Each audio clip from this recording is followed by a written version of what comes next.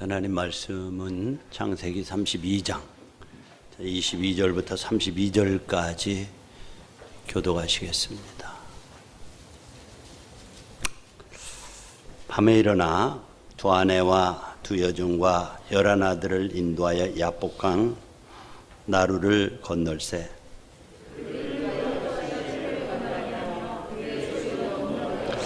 야곱은 홀로 남았더니 어떤 사람이 날이 새도록 야곱과 씨름하다가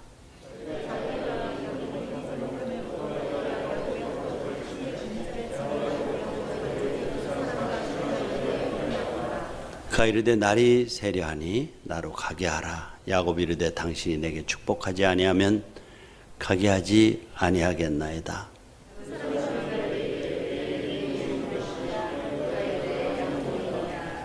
그가 이르되 내 이름을 다시는 야곱이라 부를 것이 아니요 이스라엘이라 부를 것이니 이는 내가 하나님과 및 사람들과 겨루어 이겼음이니라.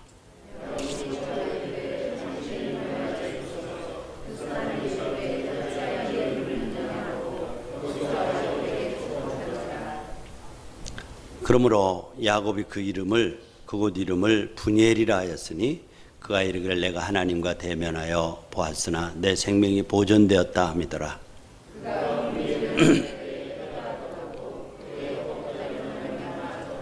다같이 그 사람이 야곱의 허벅지 관절에 있는 둔부의 힘줄을 쳤으므로 이스라엘 사람들이 지금까지 허벅지 관절에 있는 둔부의 힘줄을 먹지 아니하더라. 아멘. 한 주에 이렇게 반가운 모습으로 매번 만나는 것도 기적 같아요. 오늘 제목을 한번 따라할까요? 변화를 위해 홀로 남은 야곱. 네, 변화를 위해 홀로 남은 야곱입니다. 자, 오늘 33절 2절에 보면 너무나도 극적으로 변화된 한 인물을 소개하고 있죠. 바로 야곱이라고 하는 사람입니다. 야곱이라는 이름의 뜻은 뒤꿈치를 잡는다. 뒤꿈치를 잡은 거예요. 그러니까 그렇게 오랫동안 잔머리를 굴리고 소유에 집착하고 또 자기에게 어떤 이익이 되는 것을 발견하면 수단과 방법을 가리지 않고 차지하려고 했던 것이 야곱 아니겠어요? 그래서 그 이름도 뒤꿈치를 잡는 자. 형 에서가 나오는데 서로 나오려고 하다가 형이 먼저 나가니까 내가 먼저 나가겠다고, 내가 형이 되겠다고 이렇게 경쟁적인 모습을 드러내고 있죠. 그런데 하나님을 만나고 하나님께서 이제는 야곱이라고 하지 말고 여기 뒤꿈치를 잡는 자라고 하지 말고 이스라엘이라 해라. 자, 기도로 하나님을 이긴 자라는 기도함으로 하나님을 이긴 자. 하나님이 져주니까 이기는 거죠. 그래서 하나님은 기도 외에 다른 어떤 것으로도 져주시지 않는 하나님, 지는 하나님이 아니죠. 근데 이 말씀을 보면서요, 아마 이렇게 뺀질대고 잔머리 굴리고 변하지 않으려고 하는 모습, 그것이 제 모습이고 또 여러분들의 모습일 수 있어요.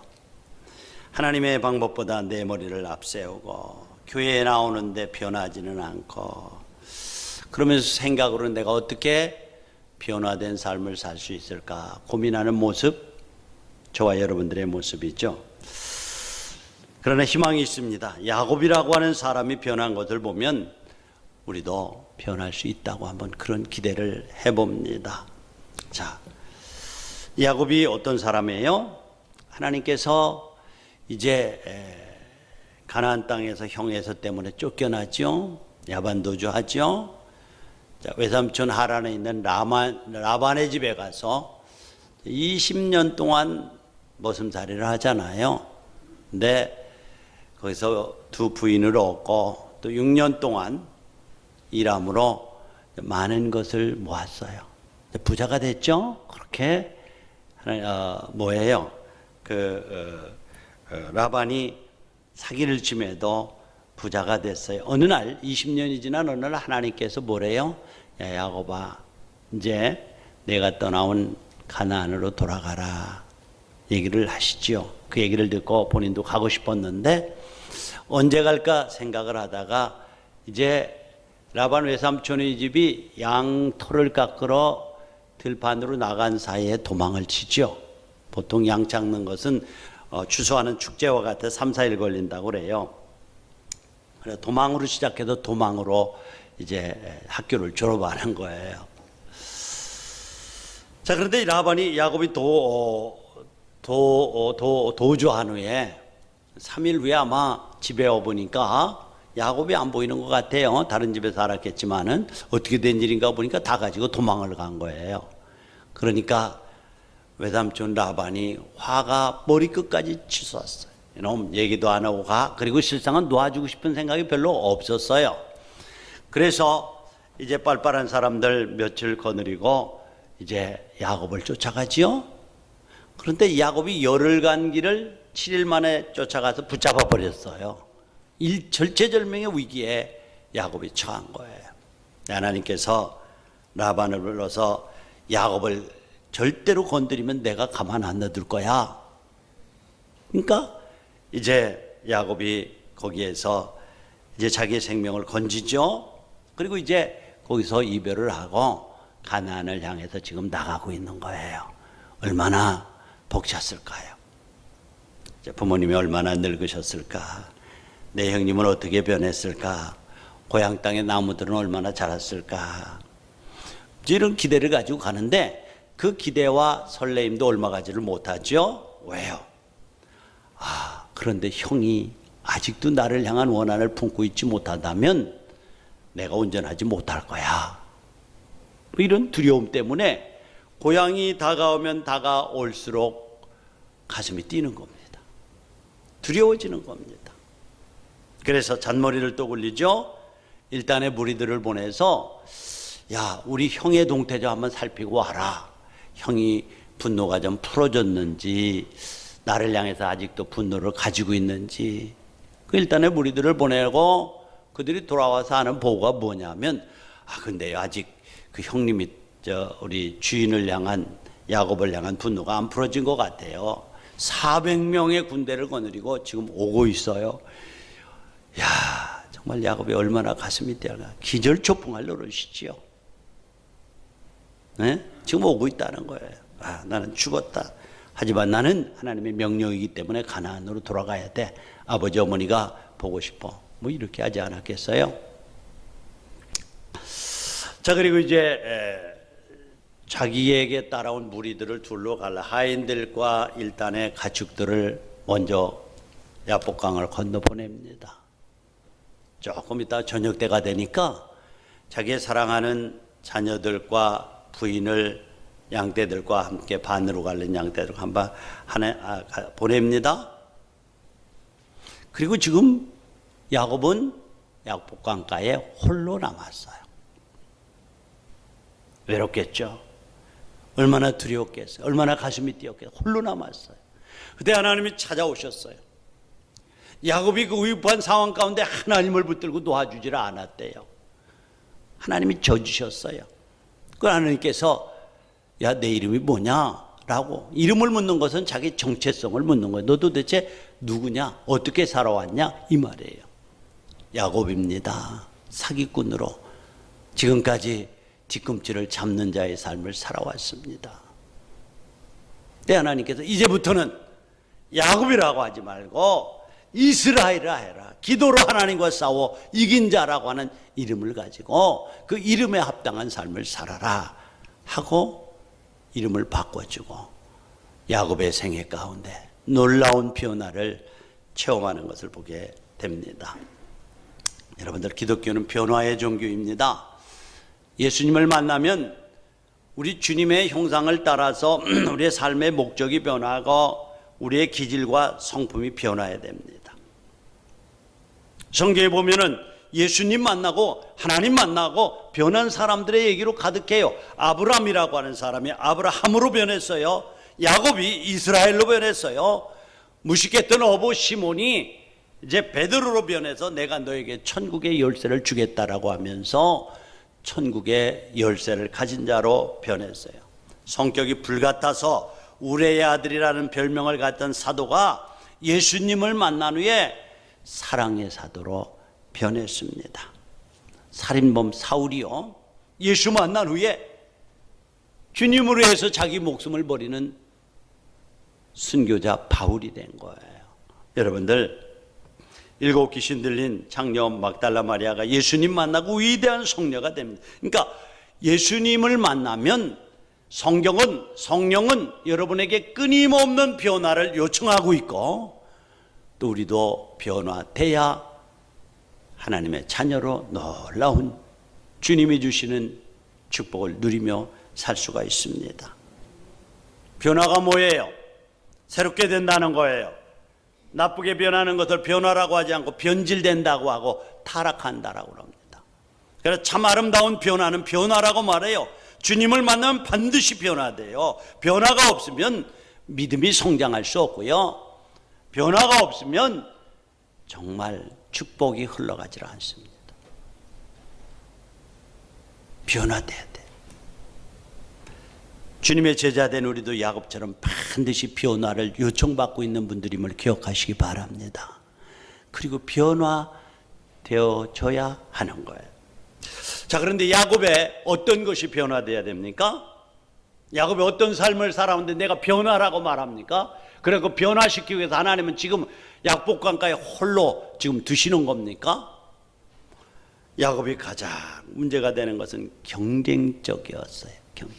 경쟁은 좋은 것이지만은 너무 경쟁적이면 상대방을 밟아야 되고, 그 경쟁을 이루기 위해 수단과 방법을 가리지 않고 매사에 부딪히는 성품이 경쟁적이에요. 경쟁력이 있어야 되죠. 그러나 때로는 양보할 수도 있어야 돼요. 교회 안에서도 너무너무 경쟁적이면 싸움이 벌어져요. 싸움이요. 야곱은 쌍둥이로 태어날 때도 먼저 나가려고 뒤꿈치를 잡았다라고 그랬죠. 그래서 이제 이름을 지어줬는데 사기꾼, 도둑놈이라는 뜻을 가진 야곱이라고 지어줬어요.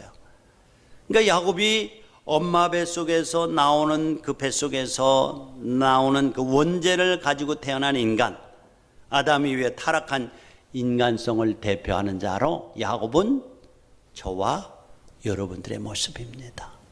경쟁하는 자, 목표를 해서 수단을 별로 가리지 않는 자, 얄팍하게 찬머리를 굴리며 사는 자, 또 소유욕을 가지고 사는 사람이었어요. 늘 여러분하고 같이 나누는 말씀은 존재를 위한 싸움이 아니라 소유를 위한 싸움이에요. 많이 갖는 것이 복이라고 주장하면서 사는 거예요. 예수 믿는 사람은 소유를 부정하지 않지만 소유가 목적이 아닙니다. 주님 안에서 많이 변화되는 자가 복 있는 자라고 하는 슬로건을 가지고 사는 사람이 누구예요? 그리스도인이에요. 그리스도 많이 변화되려고 하자. 근데 그 변화되지 않으려고 발버둥 치는 군상, 우리의 모습들이 아닙니까? 소유가 복이라고 많이 쌓아놔야 복이 된다라고 주장. 그러나 주님은 그렇게 하지 않아요. 어떻게 영생을 얻겠습니까? 하고 주님을 찾아온 한 젊은이에게 내가 가진 것이 많으니까 좀 팔아가지고 가난한 사람들에게 나눠주고 나를 쫓으라라고 했을 때 근심하며 돌아갔어요. 또 젊은이가 농사가 잘 되었어요.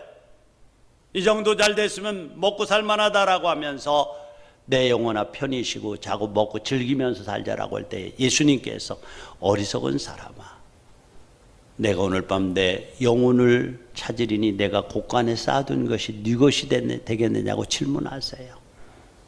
소유만을 위해서 사는 사람의 비참한 말로, 그렇죠?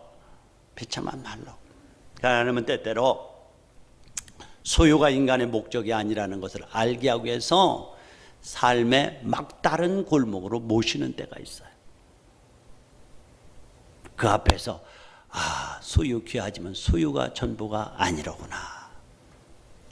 오늘 밤 내 영혼을 도로 찾으리니 곳간에 쌓아둔 것이 네 것이 되겠느냐. 그렇죠? 그렇게 질문하시는 때가 있다니까요. 그래서 돈이 높아져서 사람 위에 앉게 되면 진리는 모습을 감춘다는 말이 있어요. 무슨 말이냐면 소유욕만 가지고 돈이 인간을 다스리기 시작하면 진리는 자취를 감춘다는 수단과 방법을 가리지 않는 것. 진리가 없어요. 수단과 방법. 이런 사실을 전혀 깨닫지 못하고 소유에만 집착하고 살아가는 모습, 이 모습이 야곱이고 오늘 우리의 모습을 대표하는 야곱입니다. 또 야곱에게 있어서 하나님이 고치시기 원하는 것이 뭐였어요? 늘 상대적이에요. 계약하는 인생이에요. 그래서 계약을 하죠. 형의 장자권을 뺏을 때도 팥죽 안 그릇을 계약을 합니다. 라반의 집에서 이제 두 딸을 아내로 맞을 때도 7년 계약을 합니다. 또 재산을 받기 위해서 6년 동안 계약을 합니다. 또 그 외에도 외삼촌이 10번이나 계약을 변개했다는 거 보면은 뭐 계약을 수도 없이 많이 하면서 자신의 것으로 만들어 갑니다. 그러니까 이익이 될 것 같으면은 하나님의 뜻보다도 자신의 잔머리를 굴리면서 일을 추진해 나갔어요. 그런데 되는가 싶은데 안 되는 거예요. 자, 지금 있잖아요. 형으로 하여금 400명의 군사가 그를 마주향해 옵니다. 너무 두려워서 하인들과 양떼들의 일부를 보내고 한참 떨어져서 자기 가족들을 보냅니다. 그리고 홀로 남아요. 홀로. 왜 홀로 남으십니까? 홀로 남게 합니까? 하나님이 손 보려고 그래요. 손 보려고. 왜 홀로 남게 하십니까? 홀로 남을 때에 자신을 볼 수 있기 때문에 그렇습니다. 왜 홀로 남게 하십니까? 그것은 하나님께서 야곱을 불러서 아브라함과 이삭과 야곱, 그래서 언약의 자녀들 아니겠어요? 저와 여러분들 언약의 자녀들이에요. 근데 이 언약의 자녀를 통해서 축복으로 흘러보내는, 내가 너와 함께 있어 내가 어디로 가든지 함께하고 너를 복주고 반드시 돌아오게 하겠다는, 모든 열방이 너로 말미암아 복을 받게 하겠다고 하는 이 축복의 약속을, 계약을 맺었잖아요. 하나님은 언약의 하나님입니다. 그래서 야곱이 탁월해서가 아니라 야곱과 맺은 언약 때문에 하나님의 관심은 야곱을 지금 향하고 있고, 야곱으로 하여금 그 속에 축복을 흘러보내야 되는 통로 속에 찐 찌꺼기를 하나씩 씻어내고 싶은 겁니다. 아까 말씀드린 대로 소유의 목적을 두고 사는 것, 매사에 경쟁적인 것, 매사에 계약하면서 자기의 이익이 되면 수단과 방법을 가리지 않는 잔머리 굴리는 삶, 하나님의 뜻보다도 이익을 먼저 추구하는 삶, 이 찌꺼기를 씻어내고 싶은 거예요. 지금 야곱이라고 하는 삶 속에, 야곱이라는 내면 속에 이 찌꺼기가 가득 차 있어서 물을 흘러보내도 흘러갈 수가 없는 거예요. 하나님의 축복이 흘러갈 수가 없는 거예요. 결론적으로 여러분, 야곱이 누구입니까? 타락한 저와 여러분들의 모습을 지금 보고 있는 거예요. 그럼에도 하나님은 버리지 않아요. 이게 은혜예요, 여러분들. 불러서 자녀 삼으셨으니까 고쳐 쓰시지 버리지 않는 하나님. 여기에 우리의 소망이 있고요, 실망하지 않는 이유가 여기에 있다니까요. 성경에 보면, 옛날 번역 성경에 보면 이사야 41장 14절, 지금 버러지라고 번역됐습니다마는 이 지렁이 같은 야곱아, 지렁이, 저 14절 버러지 같은 너 야곱아 그랬잖아요. 옛날 성경에는 지렁이 같은 너 야곱아 이렇게 번역됐어요. 한번 지렁이 연상해 보세요. 페르기어 다니잖아요. 30cm도 반듯하게 갈수 없어 흔들흔들 내리면서 갈치짝 얼음을 가지고 가는 아주 징그러운 벌레 아니겠어요? 그런데 이 힘없고 징그러운 지렁이의 모습이 바로 우리의 모습이라는 거야. 응? 똑똑하다고 자랑하고 잘났다고 자랑하지만은 길 하나도 반듯하게 갈 수 없는 그런 존재가 야곱이라는 거예요. 그런데 야곱은 자기 잘난 모습으로 대단히 그렇게 힘주면서 살아왔잖아요. 잔머리 굴리면서. 그런데 너 지렁이라는 거예요, 하나님 볼 때. 지렁이는 머리가 어디인지 꼬리가 어디인지 분간이 잘 되지 않습니다. 이 말은 뭐예요? 자기 자신이 어떤 존재인지 파악하지 못하고 사는 정체성이 없는 인간들을 가리키는 거예요. 앞이 어딘지 뒤가 어딘지 몰라요. 그러고요, 여러분 지렁이에 한 끝을 잡아서 쭉 밀면은 뱃속에서 뭐가 나오는지 아세요? 흙이 잔뜩 나요. 흙이. 응? 흙이 잔뜩 나와요. 왜요? 그 속에 들어있는 것이 별로 없어서 흙과 물밖에 나오지 않는 존재는. 이처럼 소갈머리 없는 인간이 바로 야곱인데 어쩌면은 저와 여러분들이라는 거예요. 여러분들. 지렁이 같은 모습. 이렇게 타락하고 경쟁적이고 사기치고 소유를 위해서 수단과 방법을 가리지 않고 살던 야곱이 변화하는 계기가 와요. 언제 변화됩니까? 하나님 앞에 홀로 남았을 때. 여러분들, 홀로 남는 것 대단히 힘든 일이에요. 고통스러운 일이에요. 그러나 하나님의 사람들에게는 때때로 이 홀로 남는 시간이 너무 소중하고 하나님을 인격적으로 만나는 시간임을 기억하시기 바랍니다. 하나님은 때때로 우리를 홀로 남겨주셔요. 아브라함도 롯을 떠나보내고 홀로 남았을 때에 하나님이 찾아오셔서 위로해 주시죠. 홀로 남았는데 건너편에서 형이 400명의 군대를 거느리고 지금 온다는 거 아니겠어요?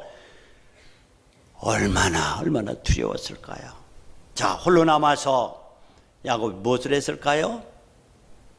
두려움 때문에 떨고 있었을 거예요. 쓸쓸하게 밤하늘을 쳐다보았을 거예요. 그리고 지금까지 살아온 자기의 삶의 족적들을 되돌아봤을 거예요.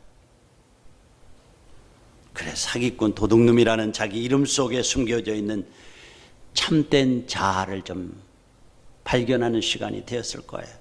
바쁘게 살면 몰라요. 시끄러운 데 살면 자기를 잃어버려요. 예수 믿는 사람은 때때로 바쁜 일도 좀 멈춰야 되고 소음이 시끄러운 곳에서 좀 조용한 곳에 혼자 앉아서 주님을 바라보는 시간이 필요합니다. 내 영혼아 잠잠히 하나님만 바라라. 나의 소원이 저로 쫓아난다라고 말씀을 하고 있습니다. 그래야 마치 노벨상을 제정한 노벨이 어느 신문에 보니까 다이너마이트의 왕 죽다, 죽음의 사업과 파괴의 발명가 죽다라는 기사를 보았습니다. 자기는 살아있는데 자기 동생이 죽었는데 자기가 죽은 줄 알고 신문 기사의 타이틀이 다이너마이트의 왕, 죽음의 사업과 파괴의 발명. 아, 내가 죽으면 이 다이너마이트를 발명한 것 때문에 세상 사람들이 이렇게 내 이름에 붙여주겠구나. 깜짝 놀랐습니다. 자기는 돈을 많이 벌어서 떵떵거리고 사람들에게 추앙을 받고 사는데 사람들의 내면에서 그를 판단하는 판단이 죽음의 왕, 사업가, 파괴, 발명가, 죽다. 아, 이렇게 이름이 남겠구나. 아니다. 즉시 재산을 받아서 뭐예요? 인류에 선한 영향력을 끼치고 인류에 좋은 영향력을 준 사람들을 기념하고 그들을 이름을 기리라고 해서 노벨상을 만들지 않았어요? 언제요? 자기 모습을 본 다음에 그랬어요. 자기 모습이 이렇게 된 거예요. 일생 동안 소유가 제일이고 소유의 우상을 믿고 살아왔습니다. 야곱은 어머니 뱃속에서 형 발꿈치를 잡고 태어났습니다. 팥죽 안 그릇도 사기를 쳐서 이제 살았습니다. 경쟁자입니다. 형의 분노를 피해서 하란에 갔습니다. 하란에서 살면서 많은 재산을 모았는데 이제 어때요? 밤중에 도망쳐 왔습니다. 그렇게 잔머리를 굴리며 살아왔는데 이제는 더 이상 오도 가도 할 수가 없어요. 근데 여기도 잔머리가 통한 것이 약복강을 건너가서 형이 자기를 치면은 강 때문에 자기는 도망갈 수가 없다는 그 사실 때문에 마지막 보루를 남겨놓기 위해서 형이 나를 치려고 하면은 약복강을 건너는 동안 도망가겠다라고 생각을 하고 지금 약복강을 건너지 않고 다 보낸 후에 자기만 남았잖아요. 얼마나 이기적이에요. 얼마나 잔머리를 굴리는 거예요. 그러니까 믿음의 사람이었다면 그래, 하나님께서 베델에서 주님 만났을 때에 내가 너와 함께하고 너를 지키고 너를 보호하고 반드시 돌아오게 하겠다는 약속을 가지고 있었습니다. 이 약속을 믿고 믿음으로 나가야 되는데 그렇게 하지 않았어요. 하나님을 신뢰하지 못했어요. 잔머리를 굴리는 거예요. 그런데 홀로 남은 거예요. 홀로 남음이 힘들고 두려운 일이에요. 그러나 하나님을 만나는데 빈손으로 홀로 남는 시간은 대단히 중요한 시간입니다. 성경은 여러 군데서 내 영혼아 잠잠히 하나님만 바라라 이렇게 말하고 그렇게 말하고 홀로 남을 때 비로소 하늘을 쳐다보고 하나님을 찾게 됩니다. 홀로 남을 때 진정한 자신의 모습을 볼 수 있게 됩니다.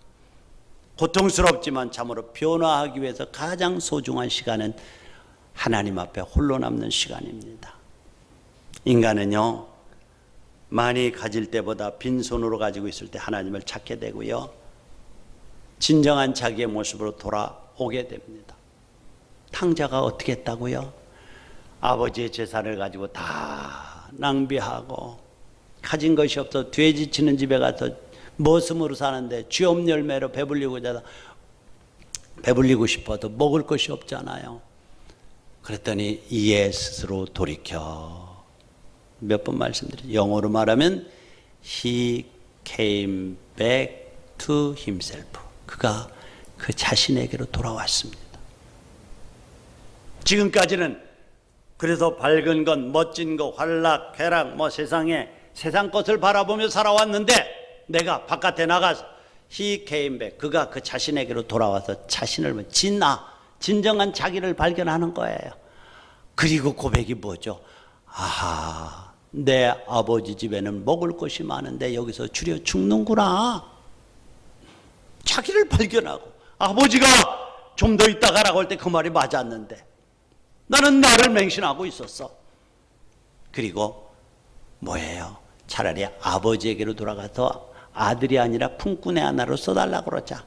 그리고 아버지에게로 돌아가잖아요. 언제요? 다 잃어버리고 가난했을 때에 자기를 보게 하는 거예요. 하나님은 진정한 자기를 발견하게 하기 위해서, 하나님은 하나님 앞에 모든 것을 내려놓고 하나님께서 로드, 주인 되심을 인정하게 하기 위해서 하나님 앞에 홀로 세우는 때가 있습니다. 지금 야곱이 하나님 앞에 홀로 서 있습니다. 이때 위선의 옷을 벗어버립니다. 위선의 때를 벗기는 가장 중요한 시간입니다. 사람을 의식하지 않아도 됩니다. 홀로 남게 되자 뒤집어 쓰고 있는 가면을 벗어버립니다. 진정한 자신을 보게 됩니다. 많이 가지려고 그렇게 힘쓰고 사기치며 살았는데 남은 게 하나도 없는 자신을 보게 됩니다. 그리고 생명의 총각에 달려있는 이 위기 앞에 서 있는 진정한 자신을 보게 됩니다. 엄청나게 빈손임을 발견하는 순간은 고통스러운 순간이지만 이 순간을 통과해야 하나님 앞에 진정한 자신의 모습을 발견하게 될 줄로 믿습니다. 스스로 서지 못하면, 하나님 앞에 스스로 서서 진정한 자기를 발견하지 못하면 하나님은 하나님의 방법으로 야복 강가에 홀로 남게 하십니다. 여러분, 예수님은 변화하기 위해서 우리에게 고독과는 다른 하나님 앞에 홀로 남을 것을 요청합니다. 고독과 홀로 있기는 다릅니다. 고독은 멍 때리는 거예요. 혼자 외로운 거예요. 그냥 혼자 앉아서 공허를 가져오는 거예요. 그러나 하나님 앞에 홀로 있는 시간은 내 영혼이 잠잠히 하나님을 바라보는 거예요. 내적인 충만함을 만드는 것이 하나님 앞에 홀로 있는 시간이에요. 홀로 있다는 것은 장소라기보다는 마음과 정신 상태를 말합니다. 그래서 예수님도 너희가 기도할 때 골방으로 들어가라고 말씀하고 있습니다. 하나님 앞에 홀로 있으라는 말이죠. 여러분들, 우리는 광야에서도 홀로 있을 수 있고 시장 바닥에서도 홀로 있을 수가 있습니다. 의미 없는 고요함은 때때로 아무 소리도 들리지 않고 공허함만 가져오지만은 하나님 앞에 홀로 있는 시간은 항상 하나님의 음성을 듣는 것과 연관이 되어져 있습니다. 하나님의 음성을 들으면서 내적인 충만함으로 채우시는 순간에, 여러분, 하나님의 음성을 들음 없이 단순히 말을 금하는 것으로 앉아있는 것은 고행이지 고요함이 아니기 때문에 그렇습니다. 여러분들, 변화하기 위해서 고독함이 아니라 하나님 앞에 홀로 있는 훈련을 많이 하시기 바랍니다. 내 영혼아 잠잠히 주님 바라보는. 그래, 둘째 언제 변합니까? 그가 하나님을 만난 후에 생사를 건 기도를 하는, 환도뼈가 부러지기도, 나를 축복하지 아니하면 놓을 수가 없습니다. 생사를 건 기도를 했어요. 여기 씨름한다라고 하는 말입니다. 원래 무승부가 없는 운동이에요. 야곱과 하나님이 씨름을 붙었습니다. 누가 이기겠어요? 당연히 하나님이지요. 그런데 하나님이 져주시는 거예요. 져주시는 거예요. 왜요? 사생을 건 기도의 결단의 기도. 오늘도 하나님은 생명을 건 결단의 기도에 져주시는 분임을 믿으시기 바랍니다. 이엠 바운즈라고 하는 사람이 쓴 기도라는 책에 보면은 져주시는 하나님, 져주시는 하나님, 져주셔요. 환도뼈가 탈골되었는데도 그 고통은 아랑곳하지 않고 나를 살려주셔야 됩니다. 나를 축복하셔야 됩니다. 형식적인 기도나 중언번한 기도는 응답이 없습니다. 생명을 건 기도가 하나님의 마음을 감동시킬 뿐만 아니라 하나님이 져주시고 자신이 변화되는 힘을 공급받는 줄로 믿습니다. 2차 대전 때 유명한 전사 있죠? 불란서가 나치에 의해서 지금 패하게 되자 영국이 도와주려고 29만 명의 군대를 거느리고 도보해협을 건넜어요. 그런데 그 사망의 여우라고 하는 히틀러가 아니죠? 누구예요? 하여튼 히틀러 군대에 의해서 밀리게 되자 영국군은 도보해협을 건너서 영국으로 돌아가야 됐어요. 그런데 패전에 쫓기는 이 군대를 전멸하기 위해서 히틀러가 쫓아가서 전멸해라. 도보해협에 가로는 막혀 있어요. 건너야 되는데요. 쫓아오고 29만 명이 그렇게 일사불란하게 한 번에 건너갈 수가 없고 위기에 직면해 있습니다. 정부에 보고를 했습니다. 이 보고를 들은 메리어 왕이 뭐죠? 이 날을 기도의 날로 선포했습니다. 여러분, 국민 여러분들, 우리 국군이 지금 위기에 처했답니다. 도움을 구합시다. 하나님은 지금도 살아계십니다고 기도의 날로 선포했고 이 위기에서 나라를 구해달라고 온 백성이 식음을 전폐하고 가게는 문을 닫고 기도하는 일에 진력했습니다. 놀라운 일이 벌어졌습니다. 히틀러가 침치고 있는 그 지역에 안개가 끼기 시작하고 갑작스럽게 날씨가 굽기 시작하고 폭우가 쏟아집니다. 그래서 전차가 움직일 수가 없습니다. 날이 굽고 안개가 끼니까 비행기가 뜨질 않습니다. 그래서 그가 건널 때까지 놀라운 것은 불과 얼마 떨어져 있지도 않은데 도보해협은 햇빛이 쨍 나고 물이 잔잔하고 해서 안전하게 건너서 29만 명이 온전히 생명을 건질 수 있습니다. 그냥 만들어낸 얘기가 아니라 지금도 영국의 전사 속에 생생하게 기록되어져 있는 내용입니다. 여러분들, 기도가 하나님의 보좌를 움직이는 줄로 믿습니다. 기도하십시다. 기도하십시다. 오늘 또 여러분들 이 코로나가 창궐하고 있잖아요. 그런데 우리 역대하 7장 13절 14절에 보면 이제 솔로몬이 기도해요. 기도하고 뭐예요? 복을 빌자. 한번 따라할까요? 13절 시작. 혹 내가 하늘을 닫고 비를 내리지 아니하거나 혹 메뚜기에게 토산을 먹게 하거나 혹 전염병이 내 백성 가운데 유행하게 될 때에 내 이름으로 일컫는 내 백성이 그들의 악한 길에서 떠나 스스로 낮추고 기도하며 내 얼굴을 찾으면 내가 하늘에서 듣고 그들의 죄를 사하고 그 땅을 고칠지라. 여보세요? 내 백성 가운데 전염병이 유행하게 될 때 내 이름을 걷는 내 백성, 저와 여러분들이 악한 길에서 떠나 스스로 낮추고 기도하여 얼굴을 구하면, 얼굴을 찾으면 하늘에서 듣고 치료하신대. 여러분들, 이 코로나가 우연이 아니라 우리의 잠자는 영혼을 깨우기 위한 하나님의 부르심으로 들을 수 있기를 축원합니다. 그래요. 그런데 문제는요, 언제 야곱이 변화되었어요? 그래요. 홀로 서 있을 적에 하나님을 만나서 생명을 건 기도를 했을 때에, 자, 언제 변화되었습니까? 마지막에 너무 중요해요. 하나님이 찾아오셔서 하나님과 만나는 은혜의 만남이 이루어졌을 때에 고쳐졌습니다. 이게 은혜예요. 여러분, 왜 하나님은 이 어떻게 보면은 뭐 막말로 거지 발사계 같은 이 야곱 사기치고 정말 그렇게 은혜를 받고 그렇게 경험했으면서도 잔머리를 굴리고 하나님의 뜻보다 자기 생각을 앞세우고 뭐 그렇게 사는 야곱을 버리지 않고 찾아오시는 거예요. 왜 이렇게 끈질기게 해요? 그것은 언약 백성이기 때문에 그렇습니다. 아브라함과 이삭과 야곱 언약했잖아요. 베델에서 주님 만나고 내가 너를 지키고 반드시 너와 함께하고 너를 지키고 돌아오게 하겠다는 언약을 맺었잖아요. 언약 백성이에요. 저와 여러분들 하나님이 불러서 자녀 삼으신 언약 백성인 것을 믿으시기 바랍니다. 우리의 모습을 보면요, 아마 하나님 앞에 어떤 구원받을 만한 조건이 별로 없어요. 제 모습 속에도. 여러분에게도 그렇고요. 그런데 하나님은 그 질그릇이라고 버리는 하나님이 아니라니까요. 언약 백성이기 때문에 끝까지 하나님의 방법으로 우리 속에 있는 찌꺼기를 씻어내고 걸러내면서 하나님의 축복의 그릇을 만들어 가시는 거예요.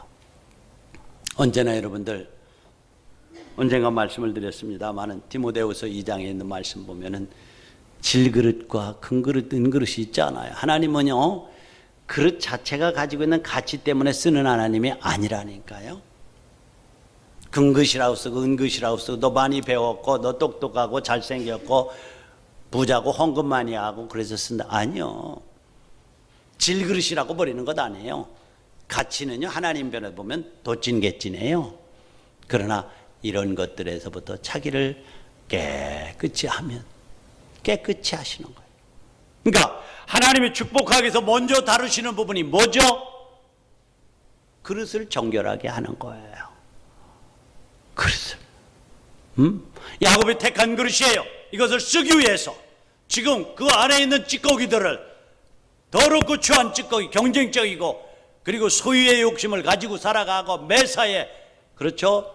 뭐예요? 그냥 자기 생각대로만 살아가려고 하는, 계약 맺으면 살아가려고 하는 이 인간의 방법, 하나님 뜻보다 인간의 방법을 추구하는 이 그릇을 지금 비워내는 작업을 지금 하시는 거예요. 그래요. 어떻게 보면은 이런 사기꾼인 야곱을 하나님께서 자기 백성을 삼으셨다는 것 참 어울리지 않아요. 그러나 이 어울리지 않는 일은 하나님의 은혜로만 가능한 줄로 믿습니다. 예수 믿고 교회 다니는 사람, 뺀질뺀질한 사람 참 많아요. 정말 많아요. 늘 말하지만은 자기 울타리가 있어. 신앙의 울타리. 이 안에서만 움직이겠다는 거예요. 거기 벗어나면 안 된다는 거예요. 보면 어떤 데 답답해요. 그런데 하나님은 그런 사람도 버리지 않는다니까요.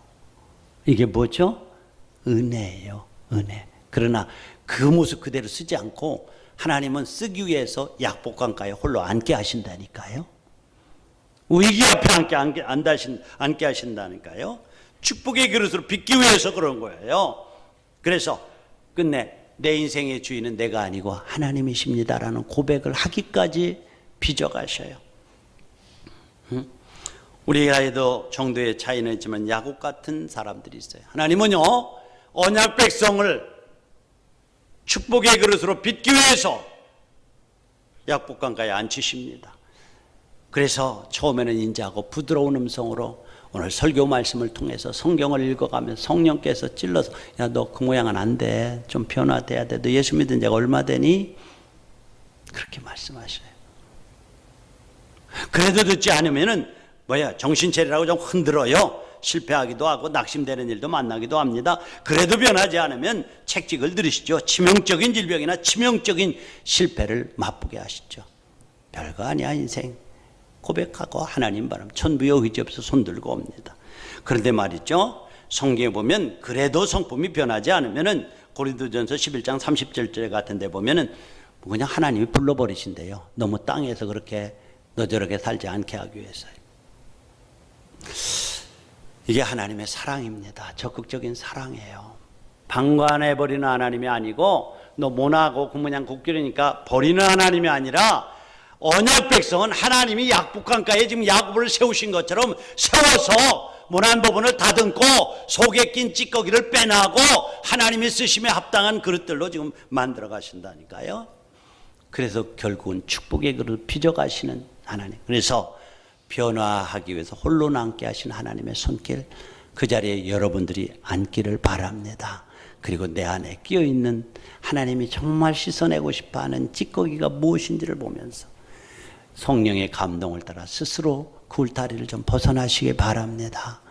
어떤 때는 정말 매맞고 어떤 때는 정말 인생에 감당하기 어려운 시련 후에 어리석음을 고백하는 자가 되지 않고 늘 성령의 감동을 쫓아 행함으로 변화되어지는 여러분들, 축복의 그릇이 되어지는 여러분들 되기를 축원합니다. 우리 다 같이 눈으로 감으실까요? 예수 믿고 구원받은 사람은 하나님께서 변화할 것을 요청하고 있습니다. 변화돼야 됩니다. 야곱이 언약 백성이기 때문에 버리지는 않았지만 결국 약복강가에 홀로 남게